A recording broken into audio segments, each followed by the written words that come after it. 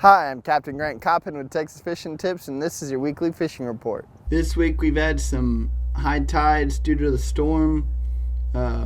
Look for these fish to be up on top of these islands. A lot of them have water covering them. Those fish are going to be right on top of the sand. I've been throwing menhaden, cut skipjack, cut mullet, catching them all through here. On those really windy days, I can drift through here with a gold spoon and usually get a few. If you have the patience to sit there and wait them out with the cut bait and the perch aren't too bad, this is where you need to go and just get upwind of these islands. Make really, really long casts. Make sure your baits are hitting the sand. Up here just north of the high lines and the funnel, we've been catching some good reds back up in here. Again, the cut bait's been working really well. Throwing skipjack, menhaden, sardines, cut mullet. Come up in here, make some long drifts, throw some lures. Like I said earlier, the gold spoon's been working good. Just rip through here with those high winds. High tides gives you enough water in here to drift. But if you want to sit there with cut bait, just get up against the island. Make sure your baits are hitting right along the grass and the sand edge. If you come in here into the funnel, there's a little pocket in here. It's got a little bit deeper water. There's been a few black drum holding out in this little hole here. Over here in Cape's hole, there's been a big school of drum in here. There's a lot of people fishing them though. You know, they get pressured, but they're in here. You just gotta be gentle with them. Don't push them too much with the boat. You know, sit back, watch the school, let the school come to you. If you can power pull down upwind of the school and just kind of watch where they want to be, you'll find the sweet spot in this hole where they feel the most comfortable.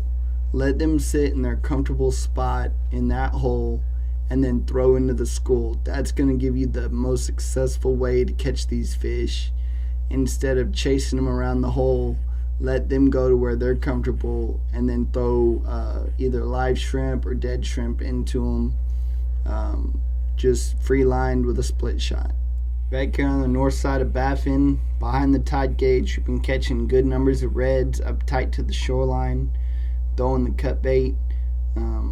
Also, been getting a few scattered trout in here, not a whole lot, but throwing topwaters early. Some guides are getting croaker. I really haven't started getting croaker yet, and I don't know that I am, but the guides that are getting croaker are catching good fish both on the inside and outside edge of the sandbar down here on the tide gauge. And with the higher tides this week, with the water coming up over the bar, you can get pretty close to the sandbar, even throw on top of the bar, catch some nice trout and reds both. Down here on the south shore around Los Corrales, of course I got to put this in the report, this back lake here is full of water and full of bait. This hole right here is good for 2 boats, maybe 3. If you see 2 or 3 boats in here, I wouldn't try to enter it. Only use your trolling motor in here. Don't start your big engine. Drift in, use your power pole, throw some cut bait. There's drum, reds, and trout, all 3 in this hole. If you can't get in there, just come down the shoreline, because these fish will be coming up the shoreline just like they are, filling up into that hole. And you can throw cut bait along this shoreline or just drift down it with some live shrimp and popping corks and catch a good mixed box of drum, reds, and trout. Captain Grant Coppin, thanks for watching.